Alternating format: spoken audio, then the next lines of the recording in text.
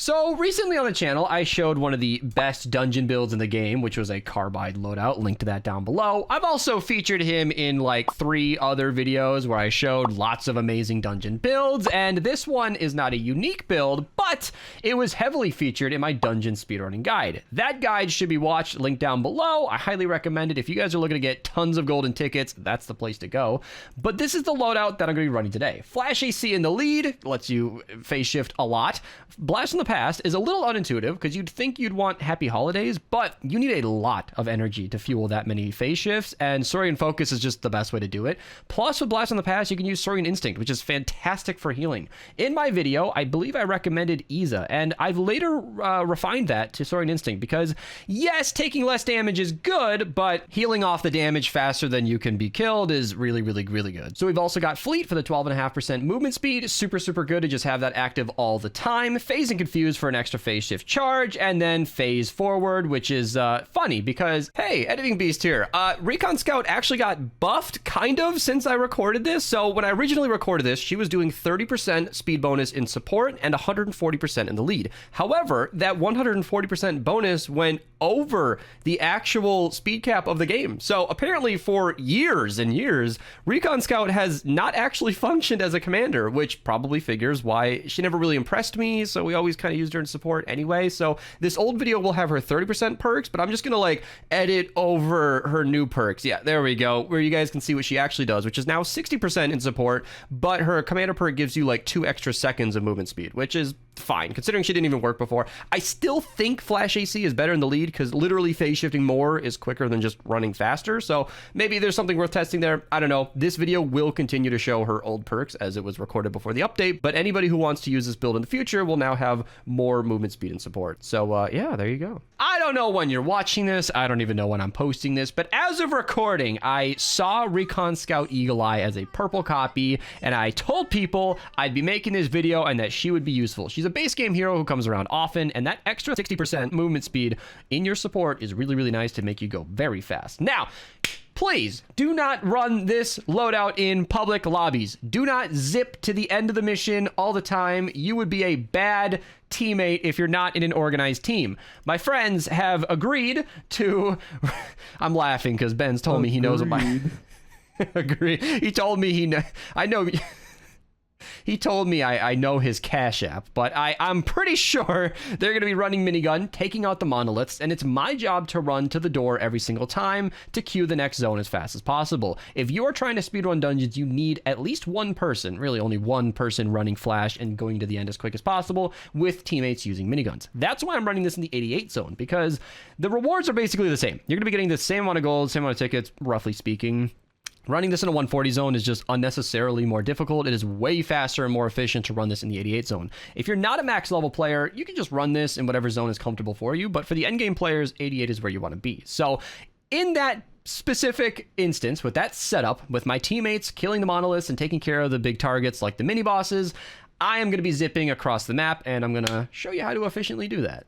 Now, before we even start, I recommend picking up all the builds. You are going to need to build over lava at some point in Inferno, and it's really good to use these builds just to get over the different traps. And you can even see how much energy is getting generated. 4 per second is honestly quite a bit. It's not enough to phase shift infinitely, like as fast as you possibly can, but it's absolutely enough to keep you going. And you can see my teammates loaded in pretty quickly here. It is very important to do this in a very strategic order. So my teammates will no doubt know that they should break the monolith with the key closest last. So the very closest key is this one over here. So this last monolith should be like the first one they break. For me, normally you would want to break the monolith, you know, closest to the key last, but in this instance, it'd actually be very fast for them to do so. So I can just pick it up and go. Yeah, I'm saying that wrong. This would be the last one. You can see, so it pops up right in front of my face. I'm hitting a different mouse, but Benz, instead of helping with these monoliths, decided to run straight to the end. What are you doing, man? Hi. Hi. He's just being a great teammate. I don't remember all the exact speedrunning strategies. That's why I linked the video down below. But you guys can see my job is to just zip past everything. Just to use my knowledge to go quickly through the... Oh my goodness. Quickly through the map, getting hit by the teleporter. You know, it happens. Mistakes happen. That's why I record these videos live. And it's why I wanted to do a little demo. I wanted to show you guys the fast way to go. Now, that cone you saw me put down was actually over a teleporter. There are instances where that teleporter can be helpful, but there are also instances where it can be not helpful. I like to go for consistently the fastest strategy, not necessarily a world record pace. Like, yeah, okay, if you're trying to break some kind of record, you would definitely want to do the most risky strategy to go as fast as possible.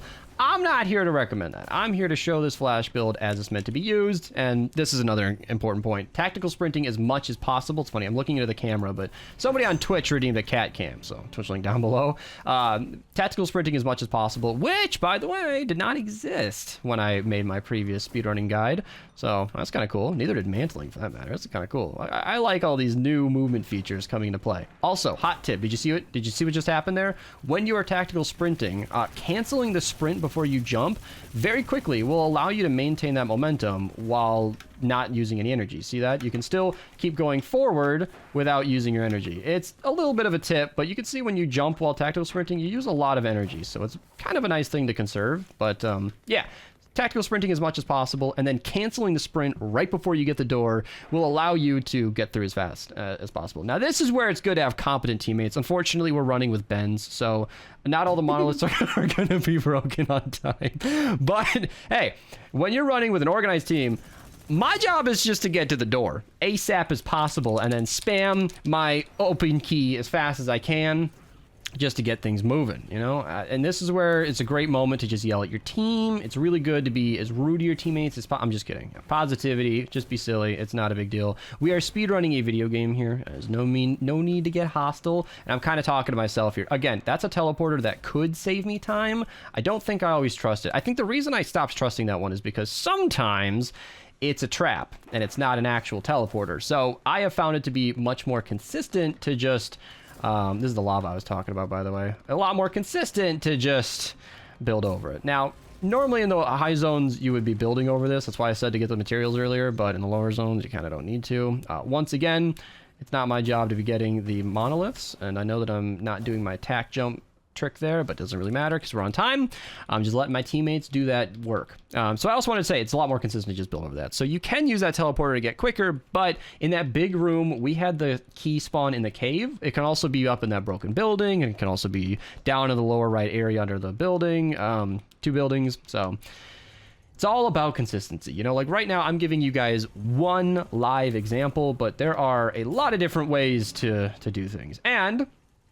And there are a lot of different ways the map can spawn, I should say, and planning for everything is what I try to do here. Normally, if you guys are truly speedrunning, trying to get as many tickets and gold per hour as you possibly can, I highly recommend breaking all the urns. Again, we're running with bends, so we're kind of... I'm just slamming bends today. But yeah, no. I got a xenon bow. You got a xenon bow? Yeah, I did. Wow. That's... Does that break urns, like, through... Probably, right? Anyway, it's good to break all the urns. You guys can actually do that by breaking the floors. The urns will just pop right off. But in this case, we were just demonstrating Flash AC. So yeah, that was really fast. I don't know if we should do another round or not. I think, considering that was such a short run, we should just do it again and maybe get a different example of how the map can lay out. All right, game 2 begins. And Aviation had a great comment in chat, actually. He asked if he should run the melee only. And the answer is yes. Because we're using abilities in this speedrun, you don't really need the weapons you get. So melee only is perfectly fine because it just gives you, I think, better rewards at basically the same thing you're already doing. So, yeah.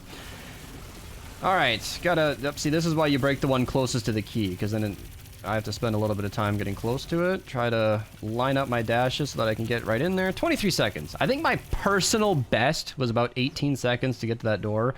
So not exactly on world record pace, but we're just demonstrating here anyway. It doesn't really matter. So this is the route. That teleporter is super good because that brings you very far. You can see I'm way further along in the dungeon, and this is actually a nice example. You know, I was hoping we would get different key locations so I could show you guys where things can spawn. And you can see my teammates are absolutely cleaning up right now. They're at 2 out of 3, and I don't want to be the one to hold things up. I want to get to the door as soon as I can. Perfect. This is like amazing synergy. They got the monolith taken care of and the key collected right as I got to the door. And something that has sped things up a lot is the fact that you can actually cancel minigun and lefty and righty nowadays, which is really good.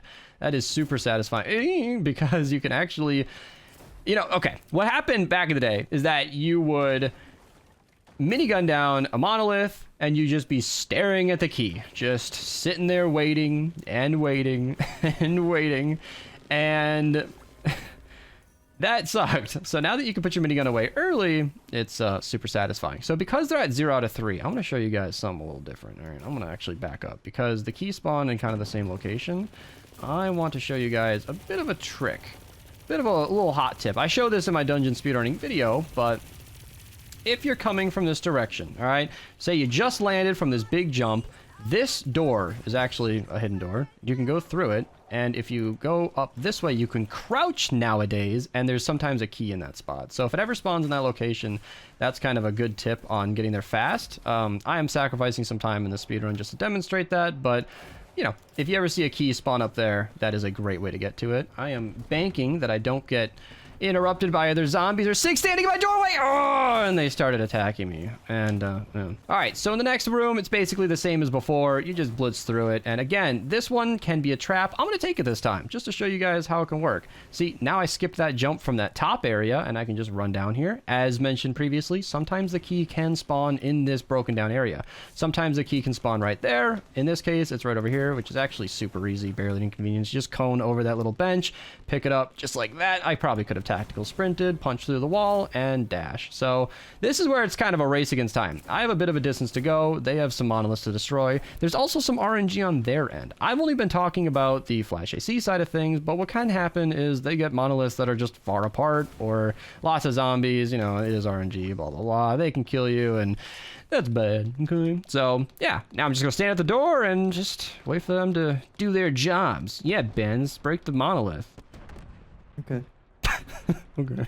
And now that the monoliths are dead, it's basically just the same as before. I just open the door ASAP as possible, get through here, and I like to focus on the urns because I am going to be next to no help on the mini boss. I can like throw my drones, do my shock tower, but it's really not going to help all that much. We probably got all 100 urns, but you know, I like to break them anyway. Every single gold coin you get is 1 gold. So, I mean, if you're somebody who really needs gold, this is a great way to farm. So yeah, like I said, both drones go here, you know, go pop the little shock tower, do my thing, and then at this point you're just at the RNG of just at the mercy of the RNG of your weapons, and then minigunners, and they take it down. They're really good. In fact, if you're doing this extremely organized, you'd want 2 minigunners with Commando Spitfire to like break the monoliths as fast as possible, and then one of you either has lefty and a righty carbide, or Diecast Jonesy in the lead to kill the mini boss as fast as possible.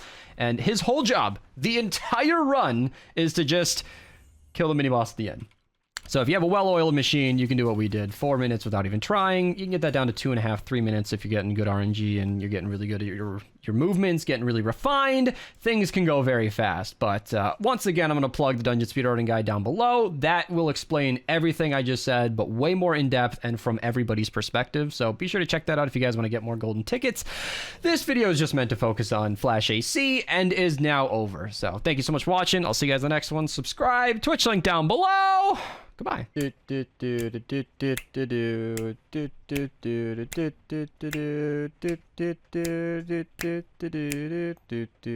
then